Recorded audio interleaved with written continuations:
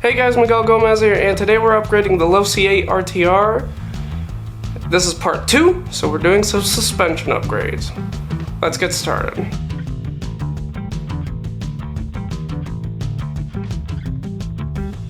Alright guys, so here we are with the Low C8 RTR. As you can see, all the suspension components and pretty much everything except the tune pipe and the servos is stock. And today we're going to change some of that. First, I'm going to be changing the hinge pins.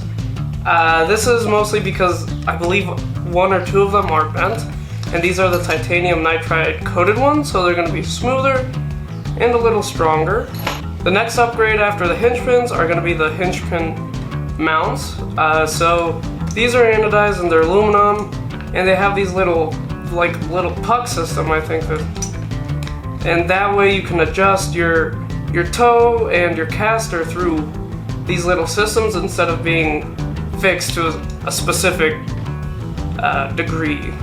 Lastly, and most important for me, are these the shock towers. So these shock towers, they're just a lot thicker and they're CNC'd instead of stamped. And the problem is my front one, you can't really see it. It is bent. I'll show you when we get it apart. But those are going to be the upgrades, so let's get started with the shock towers.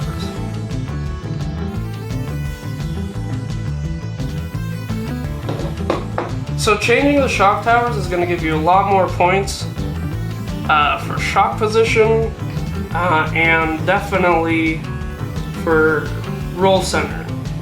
Also, they're so much thicker that, well, they shouldn't bend again, but fingers crossed.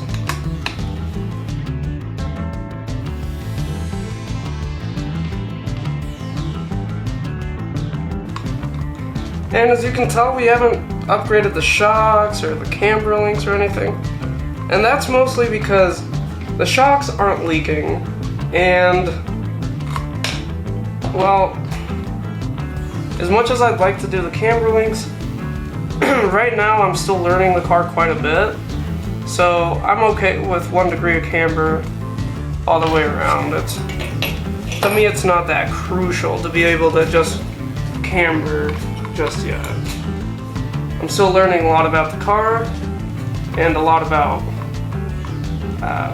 the driving style for A scales.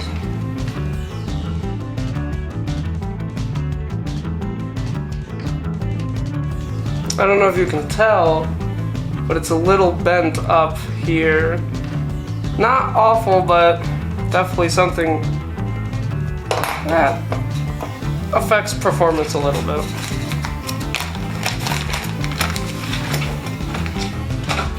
So we're going to start off with the front shock tower, and I will be replacing both because that'd look really funny if I didn't. So here is the new front shock tower, and already that looks way better. And you can see it's hard to show you, but it's a couple mil thicker, and it's CNC'd. It's just a nicer material overall. And you can see the shock mount position and the extra roll center positions right there. So,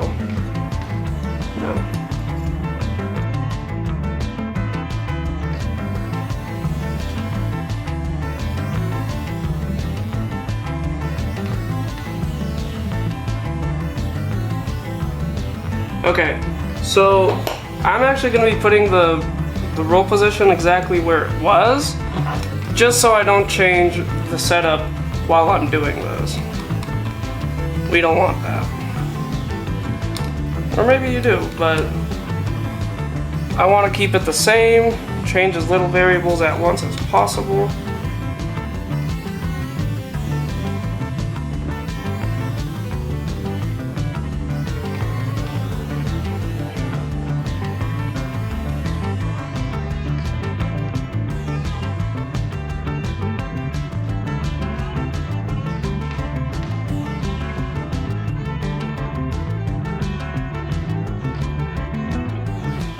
Alright, so here we go. This is the finished front shock tower, and it looks looks really good. So as you can see, this one was bent. Hopefully you can see that a little bit, and that was not super affecting performance, but actually it was quite bent, so yeah, it was probably affecting something. So these are just a really nice upgrade for durability and adjustability. So now let's get to the rear and change those out.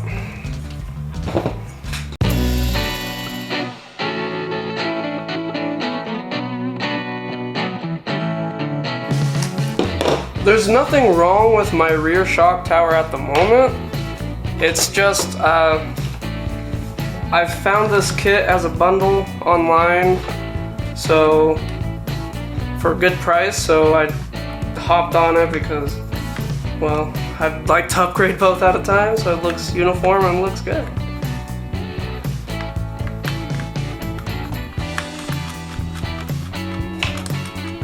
So the rear is essentially the same process and same upgrades to the car. More adjustability, more shock positions, just a bit more of everything. Should be more durable. We'll see about that.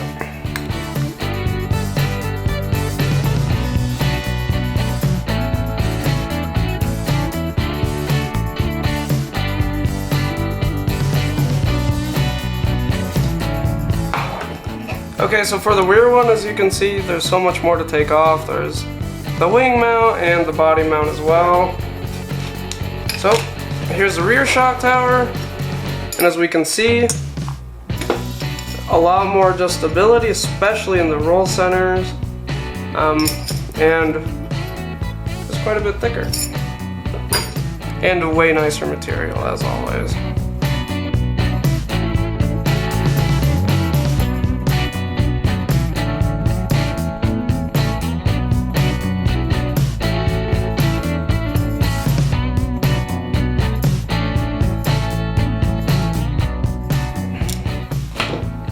Okay, so after quite a bit of fiddling, I finally get the rear wing mount and body mount on.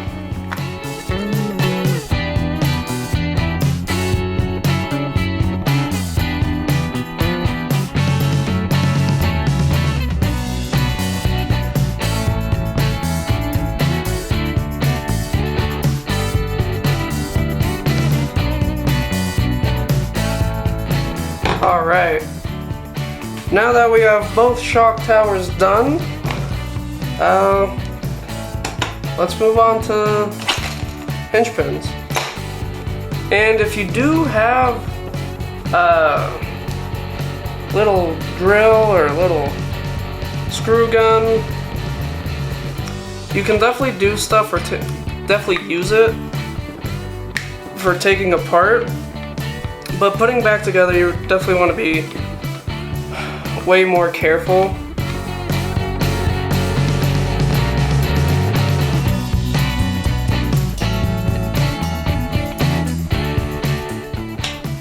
Alright, now since this is an 1/8 scale, the whole back end just falls off.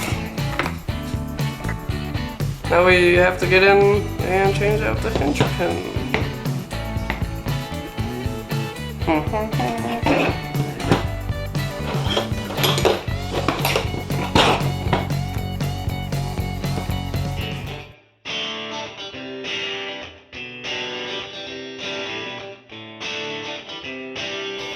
And as you can see, the stock one is just a little plastic cover with an aluminum brace. Nothing too special. Now what I'm gonna do is actually go to TLR's website and look up the setup sheet. So for the low seat, it comes with 3 degrees of anti-squat and 3 degrees of toe in. And the way you adjust that on the 8 in the rear is the front one adjusts your anti-squat, in the rearmost one, which is this one, adjusts your toe. So for the anti-squat, we're going to want to put in the 1 degree up. So you put the 1 towards the top. Pop them in there, And there we go.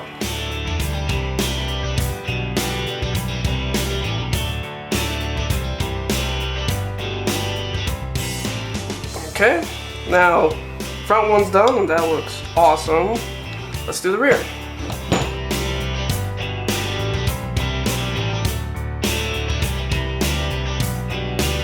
For the rear, we want to run apparently 3 degrees of toe in. So we'll be running the number 0 inserts.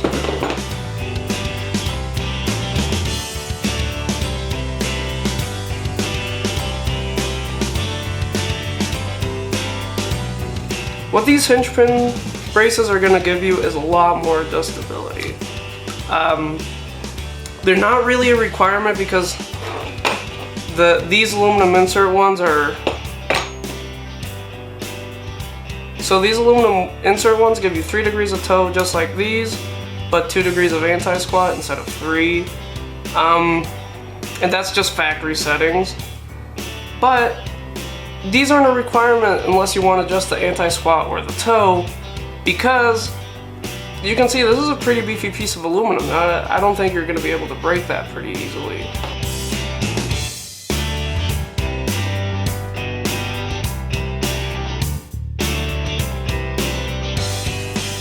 So let's do the front. It is a little bit more involved because you have to take this top plate off and maybe the turnbuckles, but one way to find out.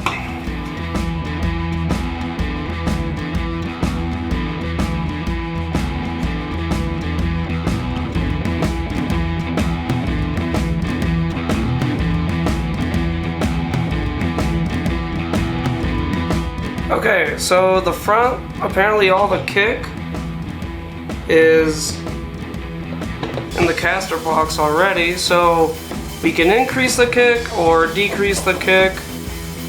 I haven't decided what I'm gonna do. Probably just leave it.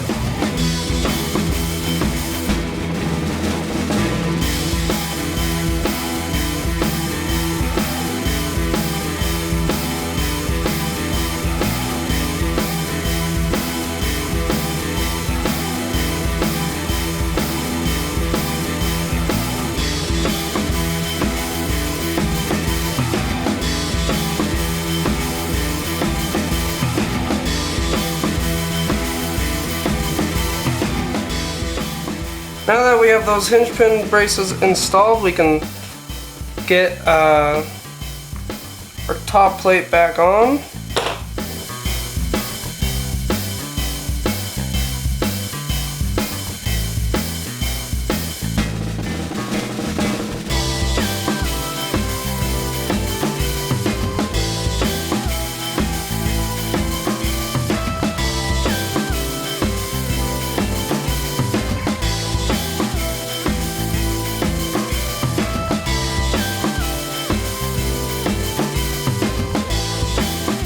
Alright guys, I just wrapped up putting the whole car together. It took a little longer than I was anticipating, but it also was less work than I was anticipating. So now there's so much more adjustability with the car. I can adjust the kick up, the toe, the rear anti-squat, the roll center a lot more. So this was really just an upgrade of adjustability. Is it required? No, especially the hinge pin brackets. I thought I had a bent hinge pin, and it turns out I didn't, so I didn't even mess with the hinge pins. Yes, I know they're titanium nitride coated, but I think they're working fine for now. If you have a low C8 RTR, one of the things I do is definitely at least the shock towers. The shock towers are going to give you a big durability upgrade and a big adjustability upgrade. The hinge pin brackets, not so much. The stock ones work fine. It's just a little extra tunability of the car. But yeah, thank you guys for watching. This has been Miguel Gomez with TDK Repair. See you guys in the next one.